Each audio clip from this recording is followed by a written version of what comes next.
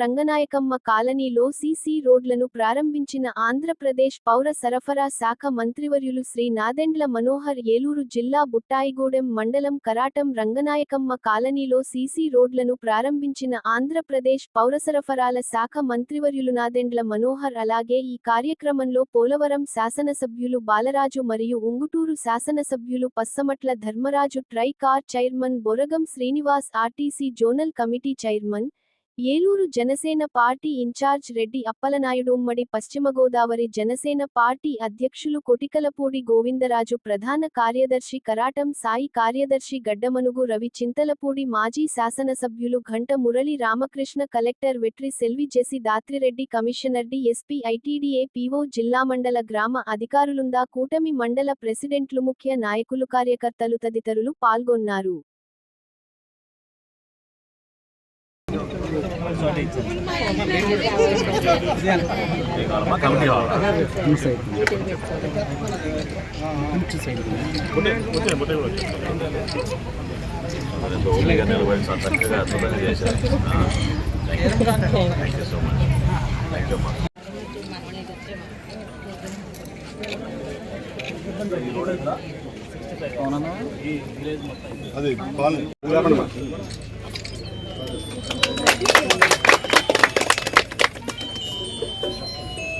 Road వేసారు, చక్కగా అందరు కష్టపడి చాలా హ్యాపీ సార్. అంత బాగున్నారా? ఏం తెలియదు, ఖాయం తెచ్చేయండి. ఏం కావాలి?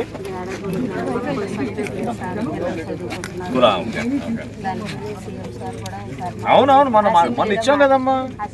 కాదు, మొన్న చట్టం తీసుకొచ్చామమ్మా, చట్టం తీసుకొచ్చామా. కాకపోతే ఇదేంటంటే కేంద్ర ప్రభుత్వం నుంచి రావాలి, ఇది ఆ గుర్తింపు రాలేదు, ఇంకా చేపిస్తాను, తప్పకుండా చేపిస్తాను.